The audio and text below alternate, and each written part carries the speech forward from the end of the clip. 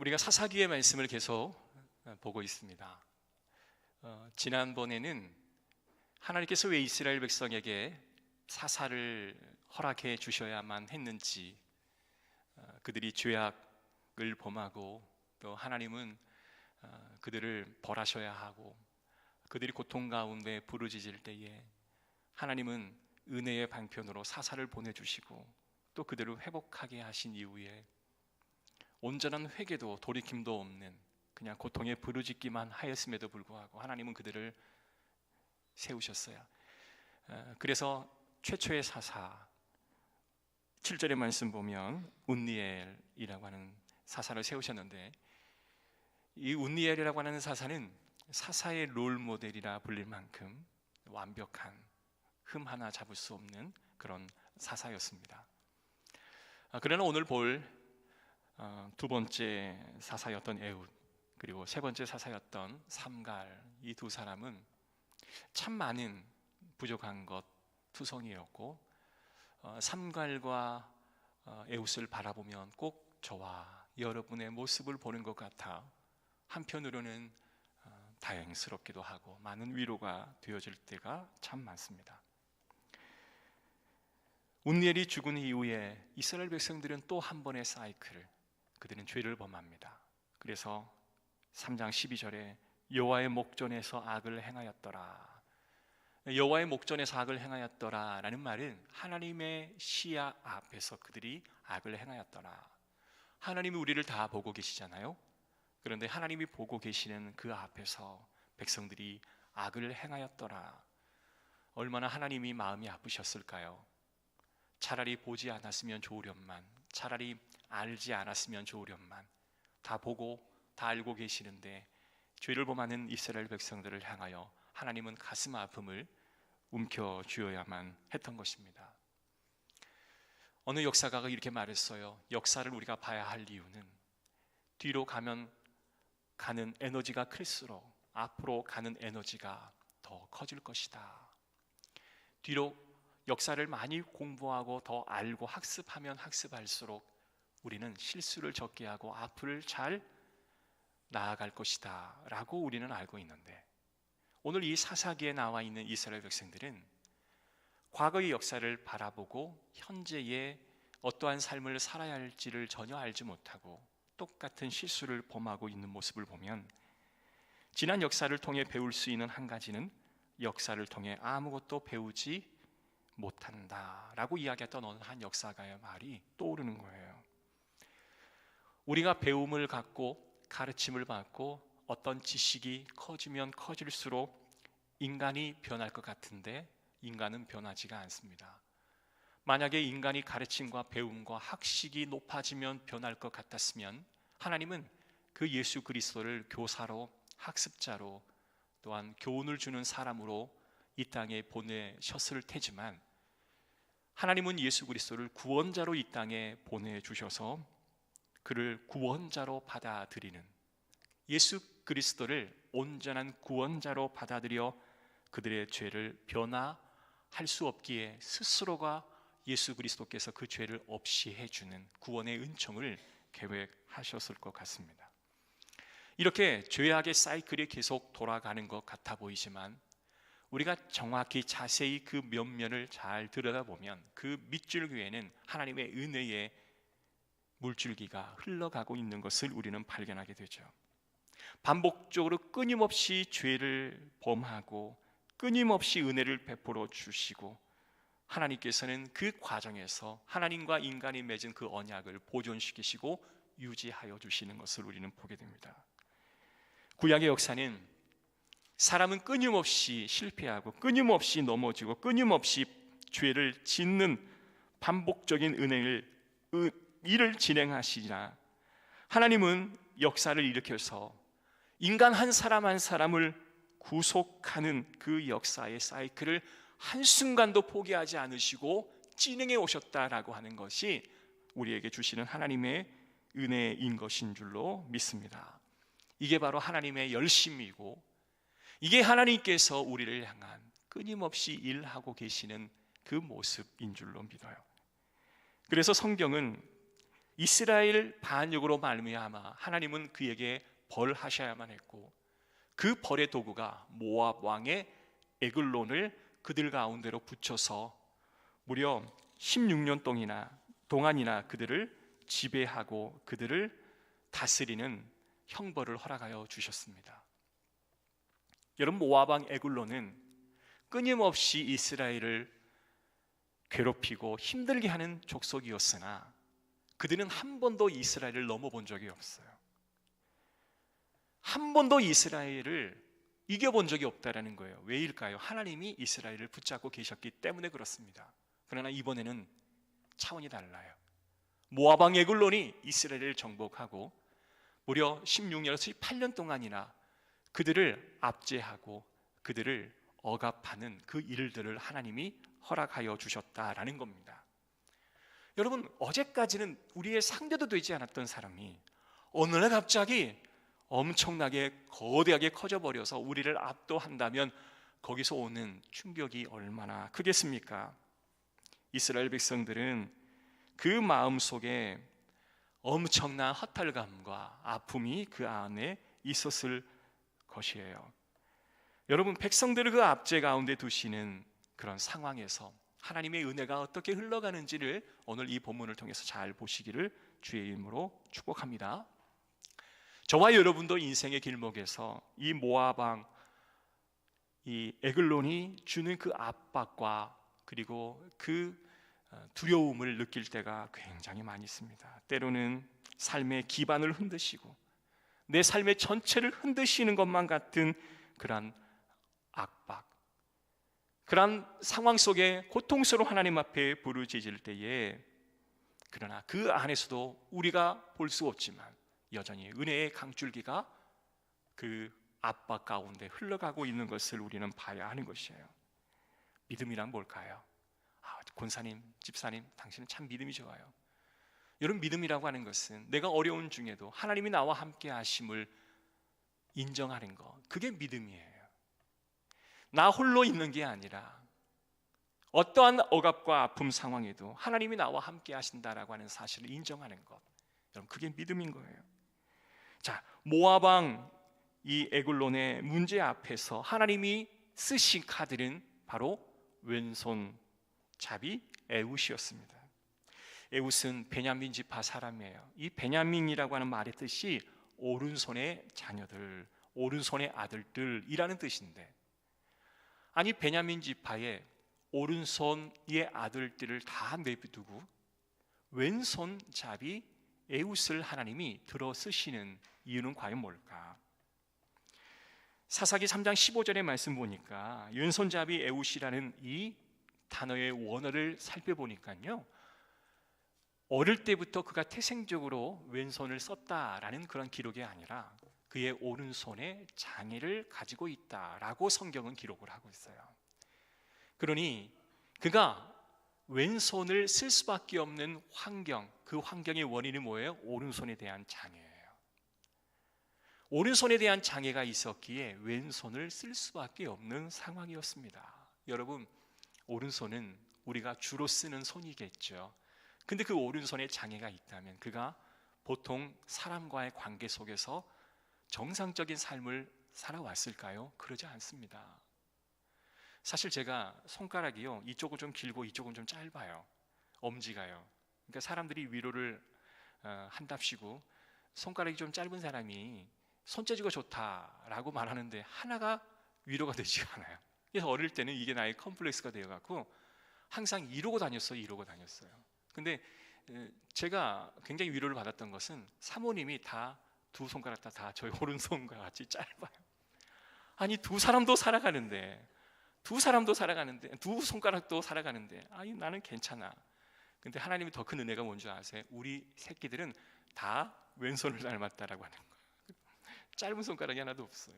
근데 제가 어릴 때 이게 너무 컴플렉스여서 제가 가장 싫어하는 게임이 뭔지 아세요? 이거 있죠. 하나 둘 셋 게임. 둘 셋 하면 이 손등 맞고 하는 게임, 이게 제일 싫었었어요. 어렸을 때는 그게 나의 작은 좀 창피함이었던 것 같아요. 근데 커서 성인이 되니까 아무런 문제가 되지를 않지만요, 오른손을 쓸 수 없다라고 하는 이 사실이 얼마나 그에게 컴플렉스로 다가왔을까요? 여러분, 컴플렉스가 크면 그 컴플렉스로 잘못된 신념이 생기기도 하고 잘못된 자신의 어떤 믿음이 생기기도 해요. 그래서 내가 이런 사람을 만나지 말아야지, 이런 사람을 만나야지 라고 하는 생각이 들 때도 있다라는 겁니다. 그러기에 세상은 탁월하고 강하지 않으면 써주지를 않아요. 그래서 우리는 탁월하고 강한 사람이 되고자 예를 쓰는 것입니다. 그래서 많은 사람들이 나를 증명하기 위해 노력하고 오늘도 나의 스킬을 또한 잘 활용하기 위해서 노력하고 또 나의 스펙을 쌓기 위해서 노력합니다.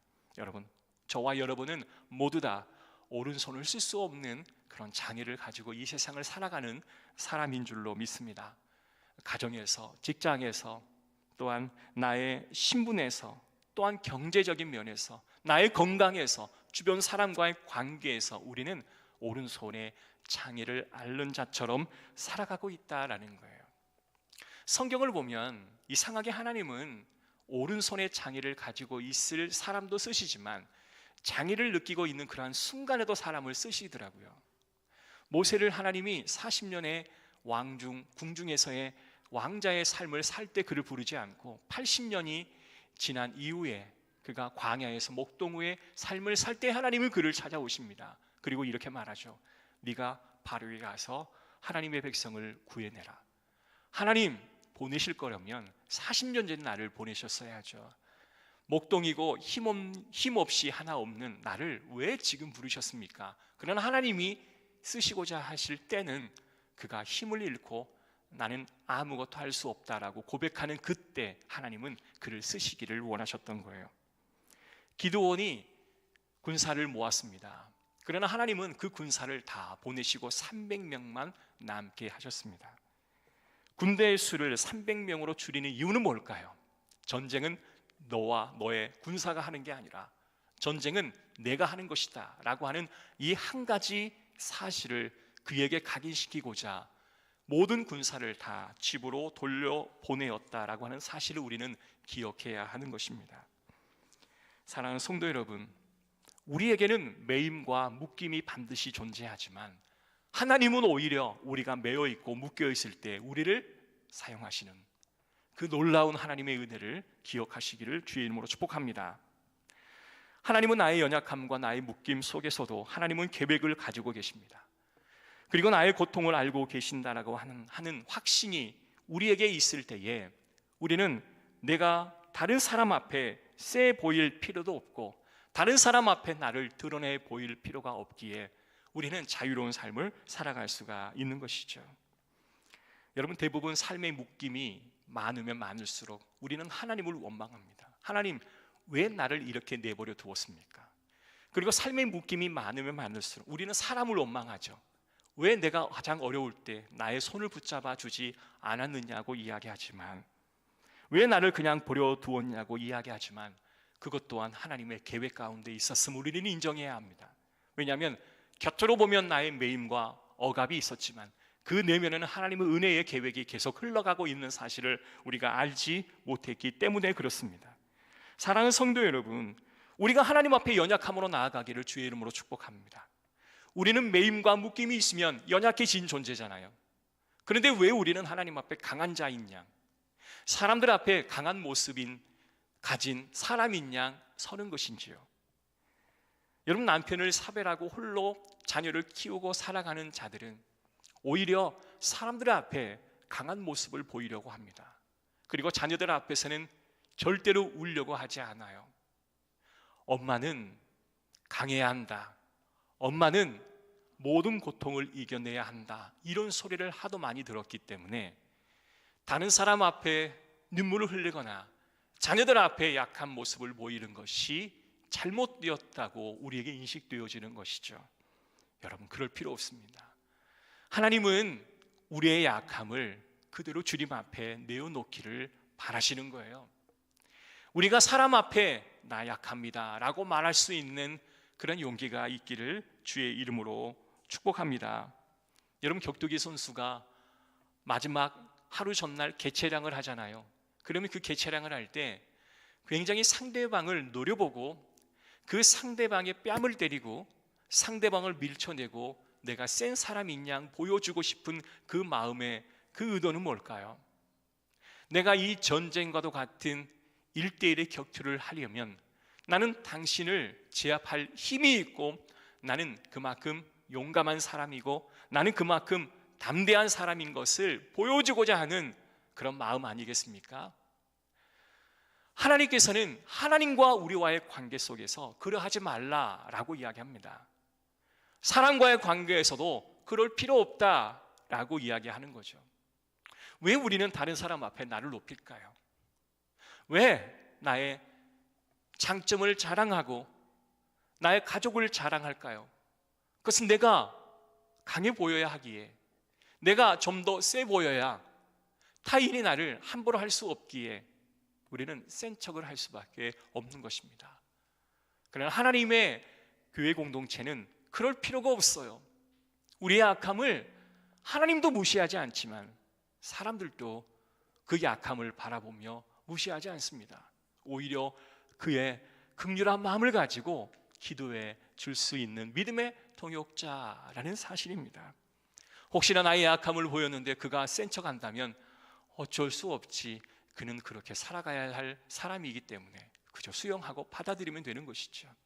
그러나 연약함을 주님 앞에 고백하고 사람 앞에 고백한다는 것은 결코 나의 잘못을 말하는 게 아니라는 사실을 우리는 알아야 하는 것입니다. 기도라고 하는 게 뭘까요? 하나님과 영적인 대화인데 마음을 열어놓지 않고 대화한다면 하나님이 그걸 들으실까요? 마음을 활짝 열고 나의 연약함을 주님 앞에 고백하고 하나님 앞에 아뢰시기를 주의 이름으로 축복합니다. 예수님은 오른손의 아들들이 살아가는 그 세상 속에서 왼손잡이 에웃의 모습으로 이 땅에 오셨습니다.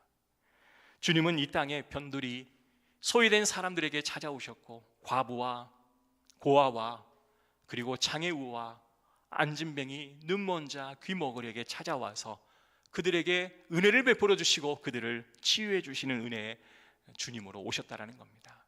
그분이 이 땅에 오셔서 고초를 당하셨습니다.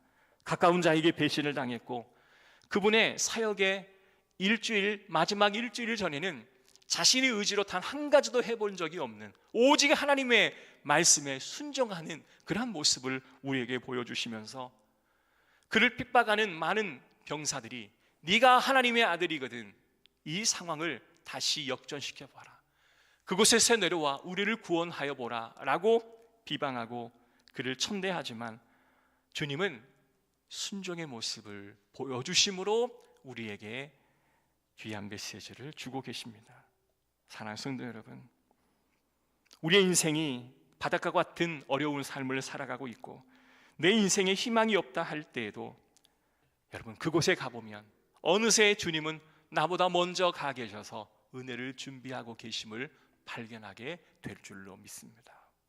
사랑하는 성도 여러분, 주님이 나와 여러분보다 먼저 가 계세요. 그래서 모든 것을 준비해 주시는 하나님이십니다. 그분 우리를 치료하기 위해서 본인 스스로가 상함을 받으셨고, 그분은 우리의 배고픔을 먼저 치료하기 위해서 그분은 40일 동안 배고파 보셨고, 우리의 압박과 상처받음을 아시기 위해 그분은 몸소 채찍과 그리고 핍박과 멸시와 천대를 받아주셨다라는 것입니다. 여러분, 은혜가 흘러가다 보면 움푹 패여있는 고통의 자리가 있잖아요.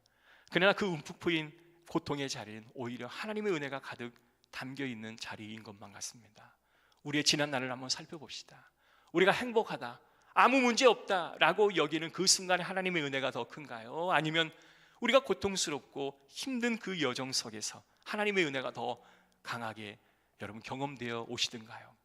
저는 고통의 현장 속에 오히려 준비하신 하나님의 은혜가 더 큰 것을 우리는 늘 느낍니다. 그래서 이 다이나믹한 하나님의 놀라운 은혜의 역사가 내 삶 가운데 일어나게 될 때마다 하나님 앞에 늘 고백하고 감사를 고백하는 그 순간은 내가 어려울 때예요. 내가 힘들 때고 내가 고통스러울 때예요. 사랑하는 성도 여러분, 그러한 하나님을 만나시기를 주의 이름으로 축복합니다. 여러분, 불의한 재판관에게 찾아가 아뢰었던 여인의 기도를 혹시 아십니까?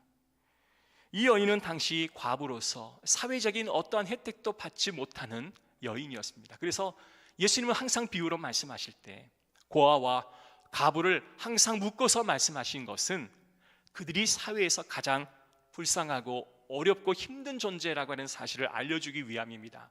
그런데 이 과부는 억울한 일을 당하였습니다. 그런데 그 억울한 일을 당할 때 좋은 이웃이 내 곁에 있어도 여러분 그 억울한 일을 해결하기가 될까 말까 하는데 그가 찾아갔던 재판관이 있는데 그 재판관은 불의한 재판관이라 돈을 받고 돈 있는 사람에게는 무죄, 돈이 없는 사람에게는 유죄를 선포하는 불의한 재판관이다 라고 이야기합니다. 그래도 이 여인이 찾아갔던 자가 누구예요? 불의한 재판관이에요. 그러나 이 여인은 돈도 없습니다. 결과는 뻔합니다.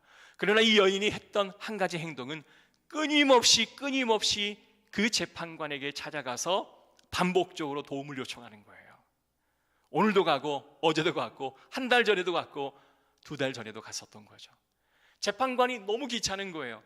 그래서 불의한 재판관이 이 여인의 소원에 응답을 해줍니다. 주님이 그런 비유를 들어서 불의한 재판관도 그 여인이 그렇게 간구할 때에 들어주거든 모든 만물을 창조하신 하나님인 나가 백성이 간구할 때 그 간구함을 내가 거절하겠느냐라고 말씀하시는 거예요. 여러분 고통스러울 때 우리가 해야 할 것은 뭘까요? 내가 센 척할 필요도 없고 내게 손을 뻗쳐주지 않는 사람에게 원망할 필요도 없고 온전히 나를 주목하고 내 고난 속에 은혜의 강줄기가 흘러가도록 허락해 주신 하나님 앞에 간절히 간구하는 것, 그 유일한 방법을 선택하는 저와 여러분 되시기를 주의 이름으로 축복합니다. 누가복음 18장 8절 내가 너희에게 이르노니 속히 그 원한을 풀어주리라. 그러나 인자가 올 때에 세상에서 믿음을 보겠느냐 하시니라.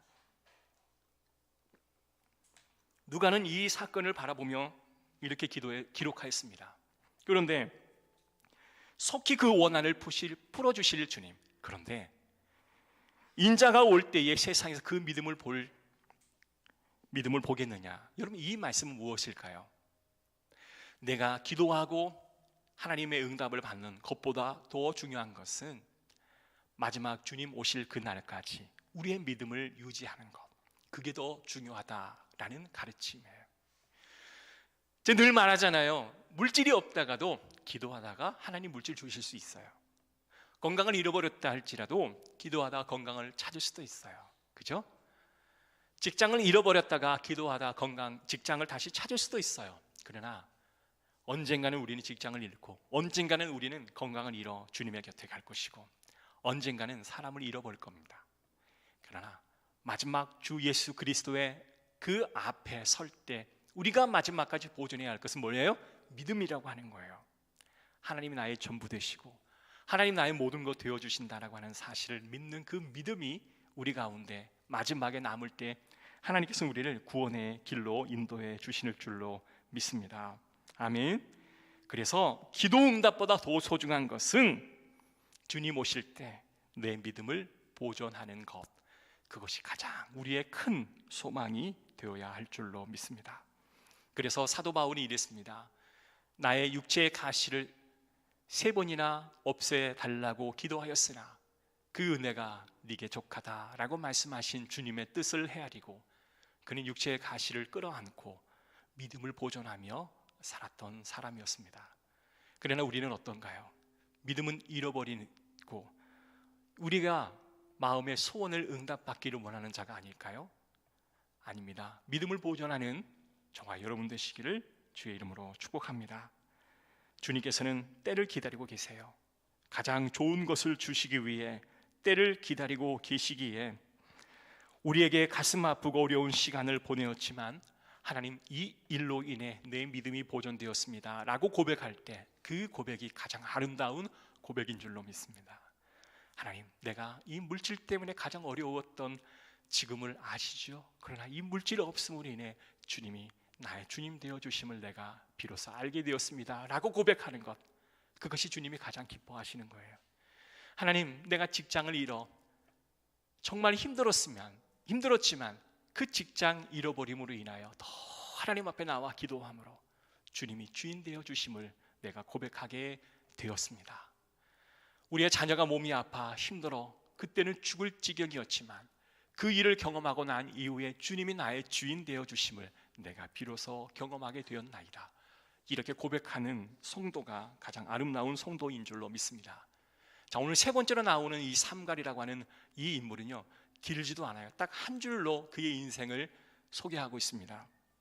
에훗 후에는 아나스의 아들 삼갈이 있어 소 모는 막대기로 불러서 사람 600명을 죽였고 그도 이스라엘을 구원하였더라. 에훗은 오른손잡이도 아닌 왼손잡이다라고 소개하고 있지만 삼갈은 어때요? 그는 손에 드는 게 뭐예요? 막대기, 소 모는 막대기를 들고 있는 자였다라고 기록하고 있습니다. 그런데 그 막대기로 무려 600명을 죽인 사람이었다라고 기록을 하고 있는 것입니다. 사랑하는 성도 여러분, 자, 이걸 통해서 결론을 내립니다. 에훗은 왼손잡이였지만 하나님이 그의 오른손잡이가 되어주셨고, 삼갈은 창과 칼이 아닌 소모는 막대기였지만 하나님이 그에게 창과 방패가 되어주셨음을 고백하기를 주의 이름으로 축복합니다. 그래서 저와 여러분은 에훗과 같은 삼갈과 같은 왼손잡이고 소모는 막대기 하나 드는 자였지만 하나님이 내 손을 붙잡아 주시고 인도해 주실 것을 확실히 믿기를 주의 이름으로 축복합니다. 그래서 하나님, 내 인생의 오른손이 되어 주십시오. 내 인생의 오른손이 되어 주셔서 아픔과 눈물이 있을 때 밑에 흘러가는 은혜의 강줄기를 정확히 보며 다시 회복하여 믿음을 보존하는 주의 백성이 되게 하옵소서. 나의 묶임이 오히려 풀림이 되고 하나님 앞에 나의 삶이 드려지는 은혜가 있기를 원합니다. 기도하는 저와 여러분 되시기를 주의 이름으로 축복합니다.